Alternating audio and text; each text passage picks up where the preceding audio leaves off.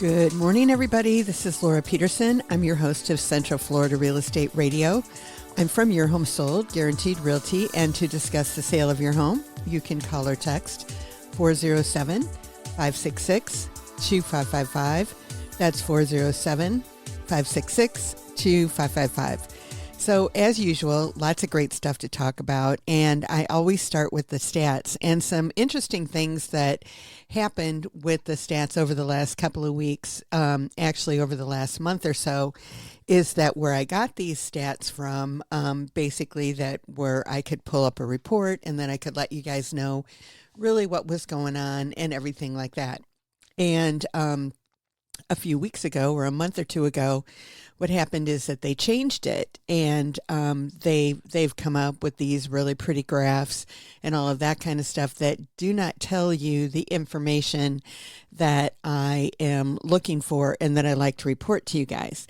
And so then I went to another place and I found that was, pretty good. It was different counties, but actually it more reflects where I really want to be telling you, what it was. The difference is that it includes Volusia County, which actually includes Daytona Beach and all of that kind of stuff, the original ones I was doing. And then the new one that I was doing included Polk County and not Volusia. But Polk County, there is a lot that goes on in the Central Florida market here with Polk County. That whole Davenport area, Haines City is basically a huge part of that. That's really a huge part of where people are going today when they're looking for a little bit more value in that. Now, they're also going to Volusia because that includes, like DeLand and stuff like that. So we could probably include the whole state, but I don't want to do that. I want to target actually Central Florida and everything on that. And so as a result of that, I went to, like I said, a different place and I found them. And then 2 weeks ago, they decided that because the other people quit, that they were going to quit doing it too. And I'm like going, okay.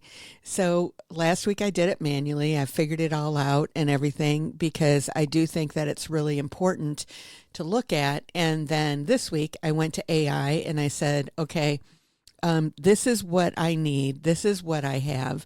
And, instead of me taking, a couple of hours and figuring out the stats, I was like, what can I do to actually make it so that I've got this information, I can have it, and I can get it, obviously for any neighborhood and do the same thing.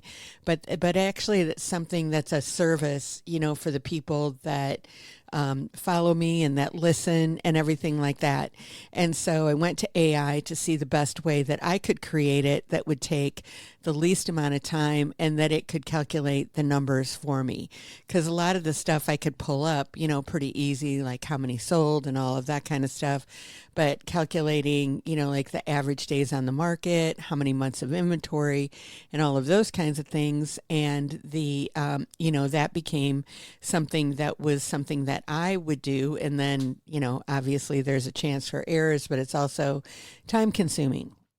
And so, like I said, I went to AI and I said, okay, how can we do this that we can get it exactly what I need? I don't need any of the fluff or anything like that. And I can look at what's going on this week. But then more importantly than that, I can look at the trends, because that was really my biggest thing and my biggest reason for looking at the stats is that I really want to look at the trends and see what's going on in the marketplace out there. And that's really, what I think is most important for you as a buyer or a seller, knowing what's going on out there, but then also looking at the trends. Because if the market's going down, then obviously you need to know that. If the market's going up, you might want to know that. Obviously, if it's staying pretty stagnant and you've got time to make a decision, then you'd want to know that. And so those are the kinds of things that, I like to look at. Now, when I'm talking about all of these stats and everything like that, obviously it's going on for the week. It's the whole Central Florida area. But, we're very local with just looking at the Central Florida area. But when it comes to your individual home, it's going to be looking at the overall, your neighborhood. your zip code, your school district. Those certain things are the things that are going to determine really the value of your particular home or where you're buying. So even though we're looking at the trends and where it looks in these 5 counties, which again are Orange, Osceola, Seminole, Lake, and Polk, it's going to tell you the trends of where we are now and where we're going. But basically, it does come down to your particular neighborhood, your particular development, if you've got a condo and a townhome, and you're going to be able to see it. So with all of that explanation, I'm going to go into what's happening now. The good news about me doing these myself, and which I probably should have been doing a long time ago, but it also is going to go ahead and give us the trends in regards to what's going on. Now, the old data is still out there on all of the things that were done in the past, and I do like to look at those as well to see what's going on and everything like that, like what was happening 5 years ago, what was happening 3 years ago, we've got a report out there that's the 20-year history of the prices of what's happened in this area. And so really, all of that stuff is interesting for me to look at and to know kind of, really what's going on and have a pulse on the market. The second thing that exists out there now is that I just noticed last month is that they changed our monthly report as well.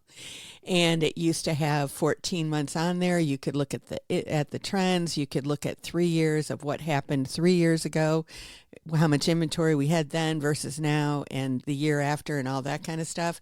And they've gone ahead to just making it, hey, this is what we've got now. So you can't see what the trends and those kinds of things are. But that's obviously what's important in looking at, what's going on and helping you if you're making that decision, to make the right decision. And so when it comes down to it, I just wanted to put all that stuff out there, let everybody know that basically this is why I do the stats. This is what I look at for doing the stats and all of that kind of good stuff. So now we can look at what the numbers are actually telling us this week in our market, because there's a real story here and most people aren't seeing it. And so this is the week, May 17th to the 23rd. And because I'm doing it myself, I can make that a little bit closer to what today's date is. But, I'm just going to figure it out. So maybe 1 week I'll do 2 weeks at a time or something like that. But we'll just keep going at this for right now. So basically, as I said, it's Orange, Osceola, Lake, Polk, and Seminole counties combined.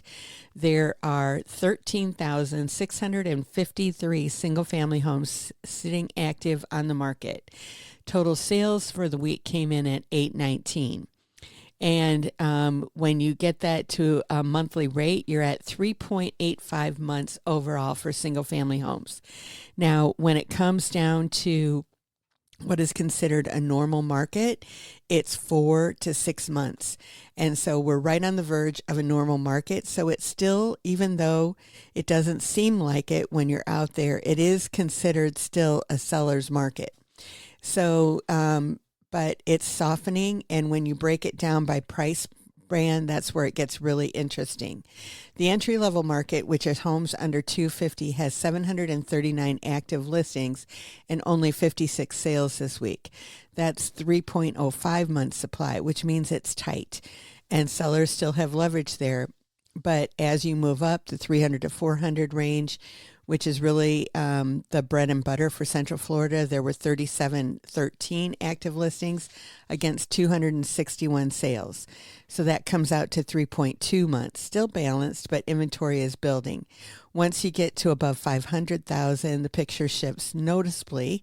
The 500 to a million band had 4,083 active homes and only 215 sales. So that's 4.39 months of inventory. And the luxury market, a million and above, had 1,207 listings with 44 closings, and that's 6.34 months of inventory, right at the edge of a buyer's market. So I'm going to get into more of this after the break, but I just wanted to let you know that this is kind of where we're going and why we like it. But, real estate is very local, and I want to make sure that you're very aware of that. So in order to get in touch with us, you can call or text 407-566-2555. You can find us online at centralfloridarealestateradio.com, and we'll see you after the break. Welcome back, everybody. This is Laura Peterson, your host of Central Florida Real Estate Radio. I'm from Your Home Sold, Guaranteed Realty, and to discuss the sale of your home, you can call or text 407-566-2555. That's 407-566-2555. So I'm still going through the stats here because I was explaining them in the first segment. But what I'm going to do is actually the chart of everything. I'm not going to go through the chart as much as I usually do, but I'm actually going to put the chart up there on the website. So it'll be on, it won't be on centralfloridarealestateradio.com because that is actually kind of tough for me to do, because that is just the podcast itself. But I will be putting it on, on all my social media. So centralfloridarealestateradio.com does have a page. And so I will definitely put it out there and, on a Facebook page, and I'll put it on Instagram, which it's Your Home Sold Guaranteed is my Instagram, deal. And gosh, I need to get up on the times a little bit better. But anyway, I'll start with those two this week, and then I'll let you know next week where it's at and everything like that too. So it should be easy for you to find. I'll put it on my own personal page and everything like that as well, so you can find it. And my name is Laura Peterson with an S-E-N at the end, so it might be easier to find me that way. Okay, so continuing here with the stats, the price ratios. One of the healthiest signs in the market right now is the sales to list price ratio. Across most single family residence price ranges, we're sitting at 99%, meaning that the sellers are getting almost exactly what they're asking. That tells you there's not a lot of desperate discounting happening, at least not yet. The luxury segment dips to 96%, and then also the under 250. That also is this week at 99%, but usually that's quite a bit lower.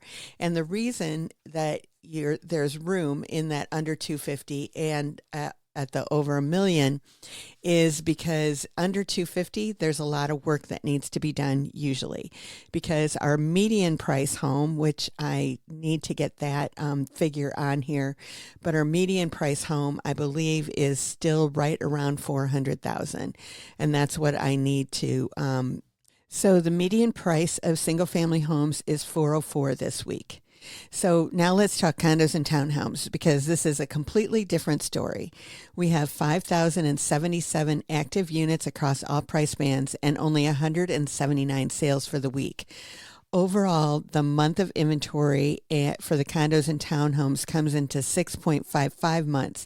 So that's considered a buyer's market. The less than 250 condo segment alone has 6.6 months of supply, and the 500 to $1 million has 14.68 months. 14 months of inventory. If you're a buyer in that space, you have a real negotiating power right now. And for what this means for buyers and sellers, here's the takeaway. If you're a seller of a single family home priced between $250 and $400, you're still in a strong position. Inventory is tight, buyers are paying close to full price, and homes are going under contract in about 70 days on average. If you're priced above $500,000, you need to be strategic. The market is telling you that buyers have options. If you're a buyer, the condo and townhome market is quietly becoming one of the best opportunities we've seen in a few years, particularly in the mid-range and upper price points. Sellers are more motivated, days on the market are longer, and the leverage is shifting to your side of the table. So again, we're going to be tracking these numbers every week like we always have and comparing them week over week. So you're going to be able to see exactly where the market is moving in real time. And that's the kind of data we used to come out, that we'll use to come out with the monthly. And then since it was disappearing, we're bringing it back and all of that kind of good stuff. So when it comes to that median price point, there's one more thing that I want to bring out on that. And that is that the overall median price for a single family home we talked about is $404,000. For condos, townhouses, that number drops to $265,000, which tells you there's still a meaningful price entry for buyers who are flexible on property type. So basically, all of that exists out there. It's already, for you. That's kind of gives you a little bit of the state of the market in regards to what's happening and all of that kind of good stuff. And so, like I said, I'm changing it up a little bit and giving you more of the highlights. These reports will actually be on some of my social media sites, and then I'm also going to figure out how I can put it on the website itself. But again, it comes down to your particular zip code, your particular school district, your particular neighborhood in regards to what's going on. And the biggest thing that you see here is that price is very important when it comes down to it. So when you've got your house priced correctly, you're going to get for it what you're asking. And the market's going to tell you what the price is that you need to get for it. If you're put your house out there and it's not getting any activity, a lot of times it is priced. Now, we do an extensive amount of marketing. So it's not just about the price when it comes to us. If you're not getting the price with our marketing, then it does come down to the price. I'm not saying that's for everybody out there, but a lot of times it is. It is very price sensitive. If your pictures aren't good, it's not going to be good. There's all those kinds of things that exist out there that make that cause challenges when we're looking at what is happening in the market and everything. And you've got to have your best foot forward. If it's taken 70 days right now to get your house under contract, which is what our average days are, then that just means that, in order to get your house sold in 2 weeks or something like that, that you've got to go ahead and do a couple of extra things to it to make sure that it's ready. I was talking to one seller the other day and I said, the simple things that you need to do is that, first of all, the AC wasn't working upstairs. I'm like, that has to be working. It's a second home, so they're not here. So they didn't know. Another thing is that the batteries are chirping when you go inside the house. Now, if you're living in a house when the batteries are chirping on the smoke detector, I meet a lot of people all the time, and this is happening, and they're always telling me, oh, I don't even hear it. Yeah, it's kind of like the train in your backyard that if you're there long enough, you don't hear it. It's just part of that neighborhood, and it doesn't bother you. But somebody else can come in there, and a train's going by, and they're like going, oh, my gosh, I couldn't live here because of the train. And so basically, it's definitely comes down to, seeing all of the things for what people see through the buyer's lens. And that's what's really important when you're a seller and looking at what you want to see, what's going on. And so that's one thing that I think is very important that you need to look at when you're looking at your home. You have to look at it through the buyer's lens. It's like another thing that I told the seller is I said, hey, you've got about 6 wall plates that are missing, over the the on off switches they had painted, and they just didn't put the wall plates back. I'm like, they're $1, at the Home Depot or Ace or Lowe's or any of those stores, that you could get them. And so like $10 later, for sure, you're going to be able to have wall plates on there, and it's going to look more like you pay attention to what's going on in your home, because you do, but it's like, the little things that it's like, oh, I'm going to get to that later. Well, the buyers are discriminating when they come in and they look at that kind of stuff. So you definitely want to make sure that you're putting your best foot forward, that you've got all of these things going the way that you want to. And it's going to make a huge difference in regards to what's going on with you and your market and everything like that. So these stats that I've done today, that I've done for the overall county and everything and all the counties in Central Florida, I'm more than happy to do for you and your neighborhood, so we can look at the trends and look what's going on and see what's happening. Because unfortunately, if you are living in a neighborhood that they were all kind of built by the same builder, there's 3 or 4 different choices, and all of that kind of stuff, and you've done a boatload of options and everything like that, the appraiser is not necessarily going to give you the amount of money that you've invested, in that home. And your home is going to stick out more than the others, and you might get a little bit more. But if you price it so high that you don't even get anybody in the door, it's going to be really difficult to sell it. And so we do have other alternatives that I'll talk about after the break. But right now, I just want to let you know it's all about marketing and what you do to get your house sold, but looking and being realistic about what's happening and everything in the market. So in order to get in touch with us, you can call or text 407-566-2555. You can find us online at centralfloridarealestateradio.com, and I will see you after the break. Welcome back, everybody. This is Laura Peterson, your host of Central Florida Real Estate Radio. I'm from Your Home Sold, Guaranteed Realty, and to discuss the sale of your home, you can call or text 407-566-2555. That's 407-566-2555. So one of the things that I saw that I thought was really good to be going over this week is what's going on with the property taxes. Because I know that everybody has probably heard that DeSantis has talked about potentially eliminating property taxes. And everybody goes, well, how in the world could that potentially happen? That's an awful lot of money and all of that kind of thing. Now, this would be for homesteaded people, obviously, which means that it's your primary residence. You are a Florida resident, and all of those kinds of things are basically some of the things that are going to be done. So they just started a special session last Friday, a couple days ago, in order to expand the homestead exemption and establish a path towards eliminating property taxes on primary residences. And if approved by lawmakers, the constitutional amendment would go before voters for consideration. So this is kind of what they're looking at doing. And so first of all, they're deciding whether to put the amendment on the ballot for voter consideration, and constitutional amendments require 60% of voter approval to pass. So the DeSantis plan, called Save Our Homes from Excessive Property Taxes, includes homestead exemption, that it creates a new homestead exemption of $150,000 in 2027, rising to $250,000 in 2028, and adjusted annually for inflation. The proposal would also require lawmakers to create a process allowing local governments to increase exemptions beyond those levels, potentially up to full elimination of homestead property taxes.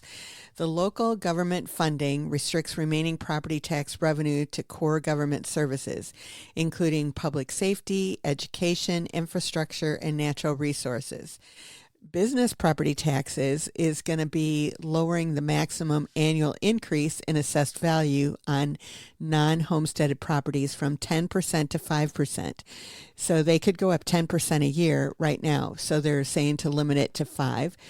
The proposal would not eliminate taxes on non-homesteaded properties such as rental homes, vacation properties, second homes, and commercial real estate.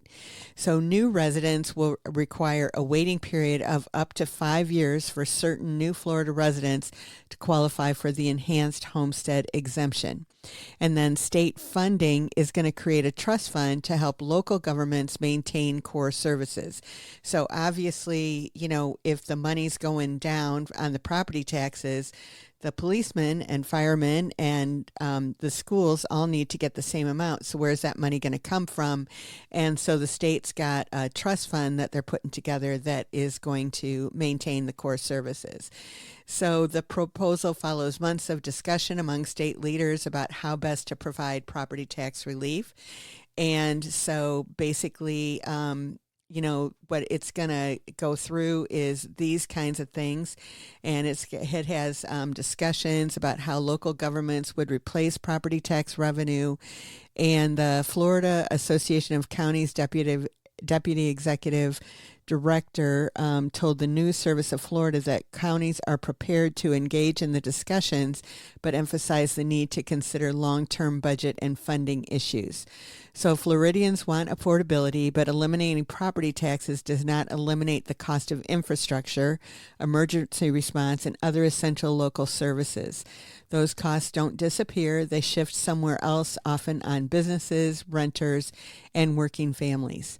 So the property taxes account for roughly 43% of the municipal general fund revenue statewide and are the primary locally controlled source of funding for many city services. Its study found that rural communities could face greater challenges replacing lost property tax revenue because they have fewer alternative revenue sources than larger cities.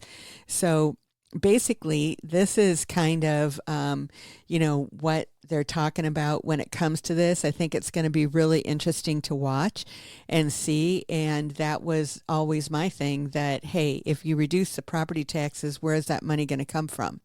And I think that, it's like when you look at the property taxes, when people are coming from other states and you tell them what the property taxes are, they're like, oh, that's really high. Now, to me, it doesn't seem high, but I've been in Florida for quite some time, and I moved here from Illinois. I lived in Chicago, and I had, and my property taxes there I thought were about the same as what they are here in Florida. So, it really isn't that much difference, but when you're coming from certain parts of the country. But you've got to understand as well that we don't have any state income tax. And so in many of those places where the property taxes are lower, the state income tax might make up for it somewhere else. And so, and if you're a renter and you're like, well, I don't want to pay those property taxes, well, you're probably paying them in the amount that you're paying for rent. I mean, obviously rent is competitive and that kind of stuff, but it's quite high that you could probably purchase a home, including paying your property taxes for the same amount that you're paying for rent. So you definitely need to check that out. But basically, when it comes down to it, I think that this is something that, to me, it looks like they're looking at it, they're considering it, they're looking at alternatives. It's like, what can we do to make things better? And that's what I like. It's not just like, hey, that's the way that it is and there's nothing we can do about it. It's like, let's look at it and let's take some action on it. And that, in my opinion, is what they have done several years ago when it came to insurance. And it's a slow process. We're talking about a slow process too. But basically what has happened is that the insurance rates, the insurance rates stalled. They did not increase. And then they actually, in some cases, have started to fall.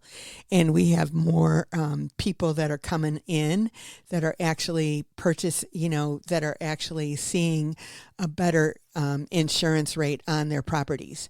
And so a lot of the problem with the insurance was that there was a lot of lawsuits that were being done by people that were going around saying, hey, I can get you this on your house and have your insurance company pay for it. And a lot of the homeowners were just like, hey, that sounds like a really good idea. And they didn't know exactly what was involved. And what happened is that they ended up suing their insurance companies. So their insurance companies were not only paying the claim, but there was also lawsuits involved. There were lawyers involved. And so the money just went up exponentially, and the insurance rates had to go up exponentially as well. And so they went in and they just got some, there are some rules when it comes to legislating insurance, and you can still sue them, of course. But it just comes down to that there's some more common sense and some more rules and that kind of thing in regards to what's going on out there. And so basically, we're not going to get any free lunch out there. It's all going to cost. It's going to come from somewhere. So if it can come from somewhere that makes sense, that makes sense for families and people and all of that kind of good stuff. And I think it's interesting about adding that that, if you live here 5 years and you've got your 5 year of homestead and stuff like that, that it's going to make a difference in regards to what's going on. They've also done some things, as you probably know, in regards to porting the property taxes, which is what they did several years ago. So that this is something that's a calculation that I have not figured out how to do it. But the good news is every county pretty much has it, that if you, go ahead and call them and say, hey, this is where I live now. This is where I'm looking at living. What's my property tax going to be? They're going to be able to tell you what you can port and what you can, what you can't, so you'll kind of know up front. So it's really good in regards to figuring all that good stuff out. And that's the way I like to do it. I don't like to guess at that stuff. I like to make sure and go to the resources that are actually going to give us accurate data. So in order to get in touch with us, we can call or text 407-566-2555. You can find us online at centralfloridarealestateradio.com, and we will see you after the break. Welcome back, everybody. This is Laura Peterson, your host of Central Florida Real Estate Radio.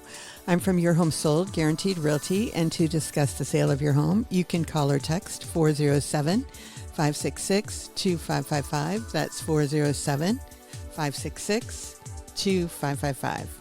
So I was talking in the last segment a little bit about insurance, and I found this article that said that many buyers misunderstand home insurance coverage.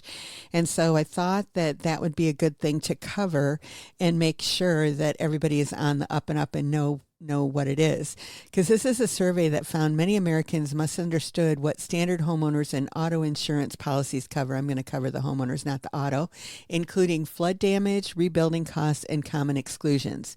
And so basically, most people's most valuable possessions require insurance, homes and vehicles. And 86% of Americans think they understand how their policies work and what they cover, but they definitely don't understand homeowners insurance because it does not include flooding. And roughly half of those that took the poll are mistaken about factors that affect their car insurance costs as well. So standard homeowners insurance doesn't cover flooding, but 56% of those that took the survey didn't know that. Those results echo findings from an Insurify report, which found 60% of homeowners didn't have flood insurance, and 13% believe that their standard home policy would pay for flood damage. More than 9% of all U.S. properties, including homes and businesses, are at risk of experiencing at least one flood of a depth of 1 foot or more every year. That's a big number, right? 9%, according to the Congressional Budget Office. Since 1998, 90% of U.S. counties have experienced a flood. 99% of U.S. counties have experienced a flood, with more than 40% of flood insurance claims coming from areas considered at lower risk for flooding, FEMA says. We know that flooding is common and costly in the U.S., and it's becoming even more common and expensive. FEMA data shows that the national flood insurance claims soared 660% in the first 2 decades of the 21st century. It's becoming more likely that people who think they'll never need flood insurance will experience a weather event that makes them regret not having it. So, the price of building materials in an area can affect home insurance costs significantly. Obviously, that's something that would make sense, as more frequent severe weather events cause more damage to homes, leading to more home insurance claims, rising material costs, making claims more expensive.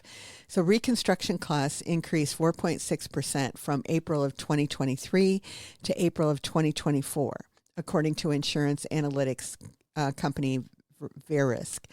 And while homeowners insurance and flood insurance will typically cover the materials cost to repair damage from covered events, they won't pay for materials or fixtures for voluntary home renovations. Yet 70% of the people surveyed thought they would. Standard home and flood policies will typically pay to replace only personal property if homeowners can provide a reliable list of major household items lost or damaged in a covered situation. But 46% of the surveyed found that they didn't have or were unsure if they had an inventory of their personal property. So one of the things that I heard a long time ago was, when there's a storm coming, and it probably makes sense to do it every year, to go around and just take pictures or video your home so that if you do have some kind of a catastrophic loss, which hopefully you won't, but if you do, then at least you've got the proof and the things to spur your memory in regards to what you've got. And when you go around and you take pictures of your home, you're going to see all that clutter stuff that you didn't think that you had clutter, but you actually do. And I'm not saying everybody's that way, but I'm saying I see that myself all the time. So it's just a good thing to do. But so if you just took pictures and you had them on your phone, that would make a big difference. So basically, what they're trying to do is that they're trying to build consumer knowledge to let them know what's available in regards to that you can help you better understand the protection that your insurance gives them and what it doesn't cover. And so that's basically, what happens in that particular realm in regards to, what you want to do. So the thing is that if you're out there buying and you're wondering about your insurance, ask questions. And if you're not in a flood zone, you'd be surprised how much or how little your flood insurance is that may be required and that kind of stuff. Now, the thing that I would ask, because I know that if it's a flood like from a river or, or a hurricane or something like that, obviously we know that would be like a flood kind of thing. But what you need to ask is if you have a pipe burst in your house and there's water damage from that, do you need flood insurance for that?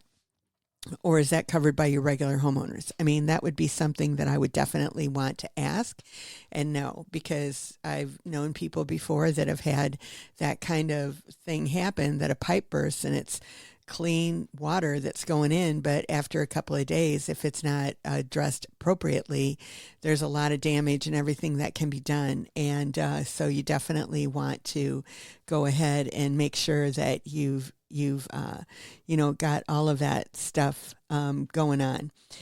Last thing I'm going to talk about today is online listings shape the buyer's first impression. So basically, this is not anything new. But what has changed probably over the last 20 years is that, people's first impressions are what they see online. They look at what's going on there, and then they make their decision, from that, whether they're even going to see the home. So I had a home one time that I was selling for somebody, and they were actually hoarders. Is probably the best way to put it. I mean, when you went into the house, there was a path going everywhere. There was a path to the bed, and the bed was the only thing you could see in the room, and half of the bed was filled with stuff as well. And there was an office, and there was a path to the office, and on each side of that path to the office, it was completely filled with everything, and the desk was the only thing that was available. And so it was, the house was full. So there was no way that you were going to be able to take pictures of that particular house and have it be something that anyone would think that they would want to, come in and do anything with. And so as a result of that, it was in a very nice neighborhood, and all of that. And the outside, you could not tell from that it looked perfect and everything was great. So in order to sell that home, that's what I did, is I took pictures of the outside, and that's what I showed. And we did get the house sold. It took a little bit of time and everything like that. And when those people moved, they were moving out of state, and they actually, I think the house was about 2,300 square feet. And they had one semi, 3 box trucks, and 2 other trucks that were full of their stuff. So it was a lot, and they took it all with them. It wasn't like junky stuff, but it was just stuff that they had gotten and weren't able to get rid of. And they were, like I said, moving out of state and all of that kind of stuff, and obviously had the means to move it all and everything like that. But that was kind of, what the scoop was. But basically, it wouldn't have done them service to show the inside of the house. So basically, when it comes down to it, you've got to be smart about what you're marketing and what you're doing, which is what we do, and all of that to make sure that people get in the house. Because when you get in the house, you can make that decision in regards to if it's something that you want or don't want or how it's going to be handled. But basically, it comes down to everybody, working their best to make things happen, but knowing that online listings shape the buyer's first impressions. And if you don't want that, we do have options for you that you can sell your house right away and you can get market value for it. So there are additional options that are out there today to do that, and we've got all the resources available for you. So if in order to get in touch with us, you can call or text 407-566-2555. You can find us online at centralfloridarealestateradio.com, and we will see you next week. Have a great one, everybody. Bye-bye.